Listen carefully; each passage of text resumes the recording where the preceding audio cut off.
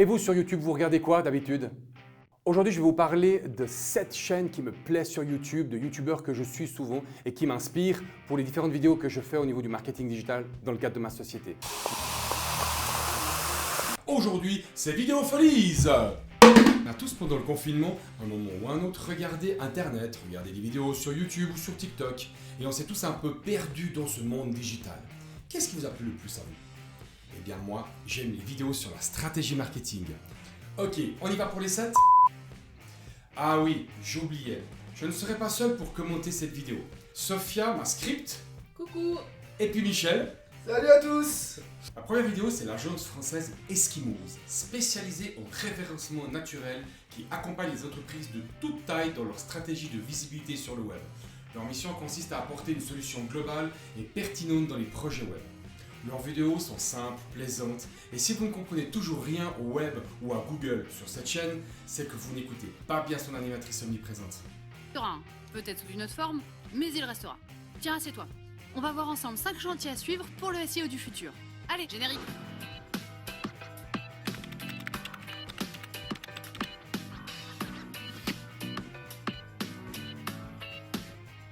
C'est vraiment top.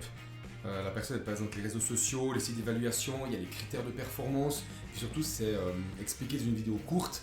Et Ouais, moi je tenais à dire que c'est des vidéos avec du peps. Et en fait j'aime bien cette chaîne, la regarder de temps en temps parce que justement elle me permet dans une vidéo courte d'être aussi simple que pour pouvoir vous expliquer ce que je fais sur Edulcoré. Pierre Cross, vous connaissez? C'est un humoriste et vidéaste web français qui s'est fait connaître avec ses shows mettant en scène l'outil PowerPoint. Je vais vous présenter 4 vidéos plaisantes. Le premier, c'est j'ai choisi Chris, premier opticien de France où ils ont reproduit le jeu Mario Kart dans l'usine et qui peut faire ce qu'il veut pour mettre en valeur ce lieu et ainsi montrer aux clients potentiels le côté ludique utilisé pour présenter un produit personnel à la base. Alors j'adore avec cette vidéo où il met en scène, il a fait toute une scénographie avec Mario Kart, le fameux jeu de chez Nintendo, où à travers l'usine ils sont sur des Segway montés en carte, où ils doivent effectivement dans des cartons prendre différents objets, parcourir les rayons, et on voit bien effectivement comment Chris range les choses, ainsi que comment la logistique est tournée de telle façon que Pierre Cross et ses amis puissent s'amuser agréablement. C'est vraiment plaisant et ça met en scène véritablement le côté ludique et ce côté professionnel que j'adore. Ce qu'il faut savoir, c'est que Pierre a fait gagner à Chris 3% de ventes en plus pendant les 4 mois qui ont suivi la vidéo. Top! Pour la deuxième vidéo, je vous présente Cache-Cache dans un Conforama. Quoi? Ça va être beaucoup trop difficile. Cross a toujours été mauvais. Cache-cache.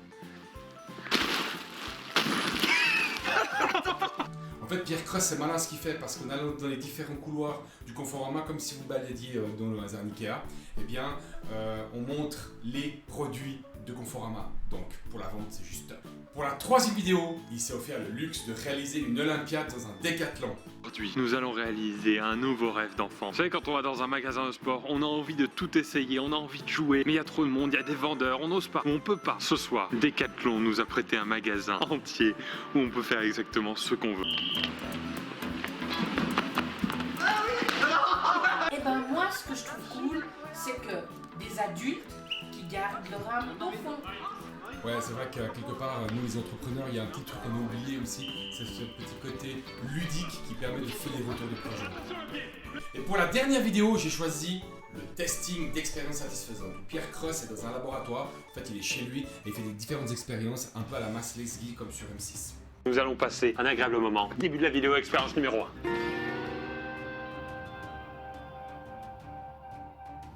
Ok, première expérience, la pile Kivri. C'est une expérience satisfaisante, c'est-à-dire que visuellement, elle doit vous apporter un confort visuel. Regardez ce qu'on a. On va prendre cet aimant, cette pile.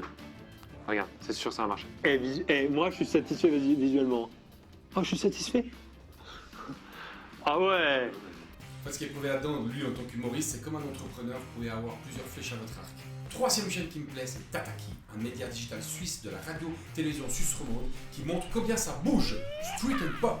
Sur leur chaîne, vous trouverez des enquêtes sur le terrain chez des gens connus ou pas. Des entrepreneurs dans différents domaines d'activité ou en plateau, ils viendront présenter des trucs sans chichi pour pas se prendre la tête, des infos sur les prochaines sorties musicales, des histoires personnelles racontées sans tabou, ainsi que des interviews avec des gens de folie. Sur cette chaîne, il y a une vidéo qui m'a bien plu, c'est le dropshipping. C'est une façon d'augmenter ses marges sur la vente de produits en ligne. Sophia, tu as un truc à dire par rapport à ça? Eh ben moi, les ventes de sites en ligne, je ne les verrai plus de la même façon. Prochaine chaîne, McFly et Carlito, 33 et 34 ans, Raphaël Carlier et David Koska sont deux vidéastes humoristes français, révélés au grand public par la chaîne YouTube Golden Moustache. Alors c'était à l'époque, personnellement je n'étais pas un fan. Par contre, à partir de 2016, ils ont acquis une plus grande notoriété sur leur chaîne personnelle de divertissement. Alors je tiens à préciser une chose, qu'il n'y a rien de pro dans leurs vidéos, dans ce qu'ils parlent, mais ils sont bons dans ce qu'ils veulent faire passer comme message.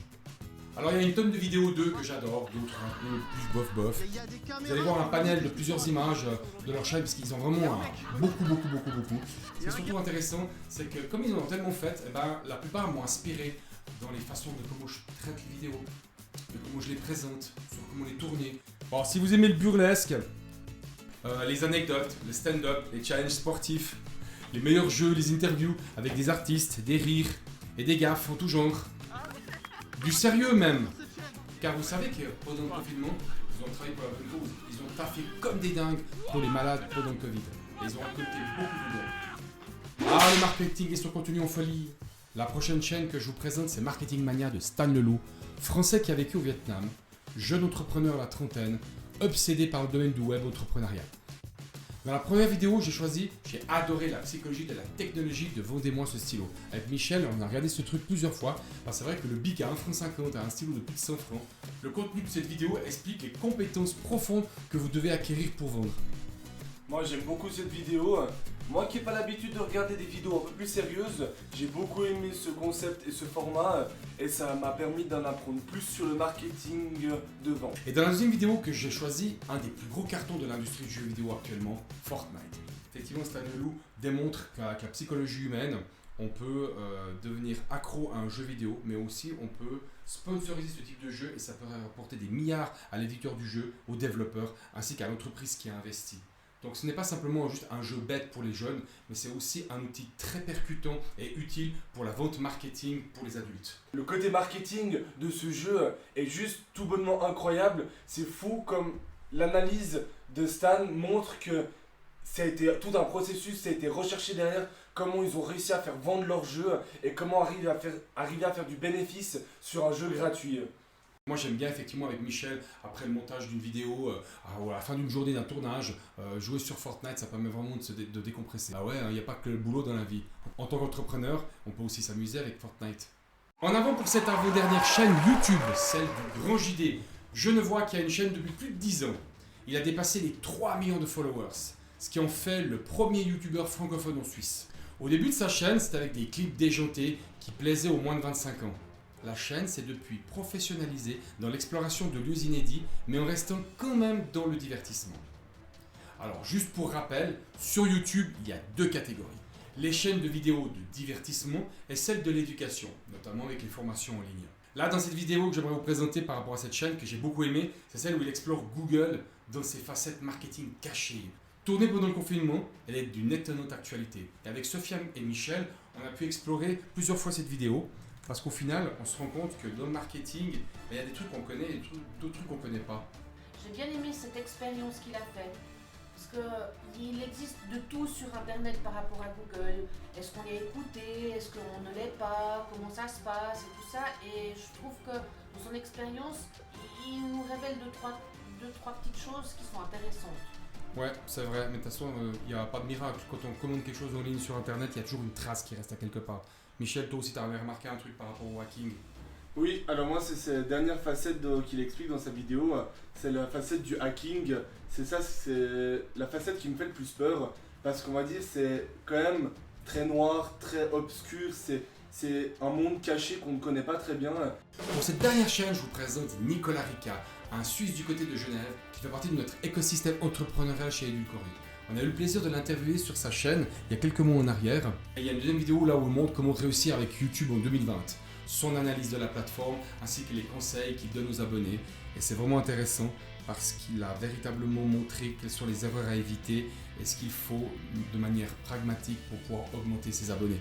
Il y a plein d'autres chaînes qui m'ont inspiré et que j'adore et que je ne pourrais pas vous présenter ici comme Squeezie qu'on ne présente plus, Amixem et ses décors de ouf, Thibaut InShape pour le sport, Morgan VS pour la partie testing des différents produits, Tony Neves et Nicolas Kern pro d'Instagram, Gary V pour LinkedIn ou Nicolas Nervi, un autre Suisse dans la com digitale.